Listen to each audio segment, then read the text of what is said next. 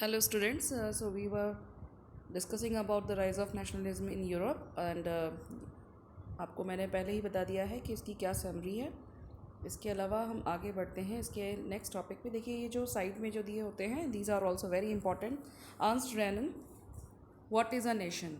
Nation का क्या मतलब है? अर्नस्ट रेनन के अकॉर्डिंग मीन्स कि इससे रिलेटेड कुछ क्वेश्चंस भी आ जाते हैं, तो आप इसको जानना ज़रूरी है कि रेनन ने नेशन का क्या मीनिंग निकाला। सो in a lecture delivered at the University of the Sorbonne in 1882, the French philosopher Ernst Renan outlined his understanding of what makes a nation.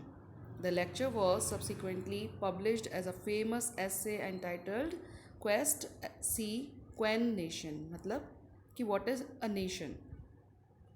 अब इस ऐसे में उन्होंने क्या सजेस्ट किया था नेशन के बारे में? उन्होंने ये बताया कि ये nation is a culmination of a long past of endurance, sacrifice and devotion. So these are important line कि उनके अकॉर्डिंग नेशन का क्या मतलब है कि बहुत लंबे टाइम से जिसने बहुत बड़ी एक इन्होंने सेक्रीफाइसेस किए हो, डिवोशन किया हो अपने उस जहाँ पर वो रहते हैं उस जगह के लिए, हीरोइक पास्ट हो उनका एंड ग्रेट मैन हो, ग्लोरी हो, that is the social capital upon which one bases a national idea.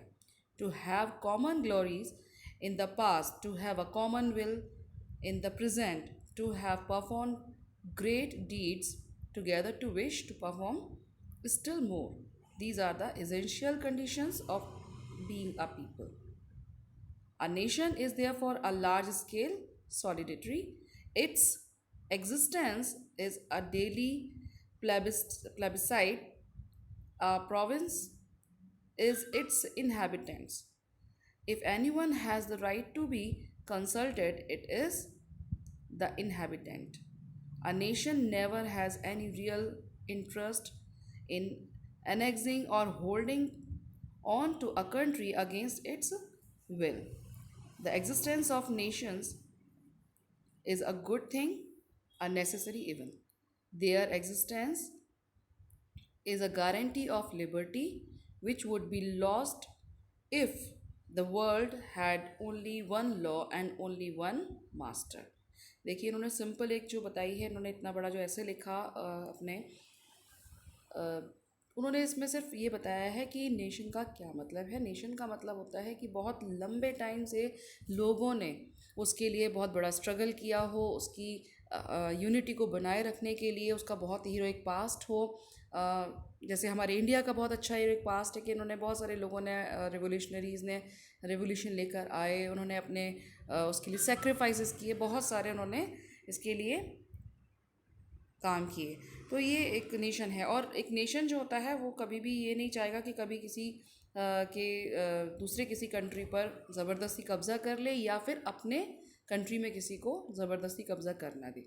ठीक है ना? तो ये सब चीज़ें आती हैं एक नेशन के अंदर, और लोगों के अंदर ये फीलिंग्स होनी चाहिए, कलेक्टिवली एक फीलिंग होनी चाहिए लोगों के अंदर इसकी एकता के लिए है, या फिर इसकी हम कह सकते हैं कि इसकी यूनिटी के लिए।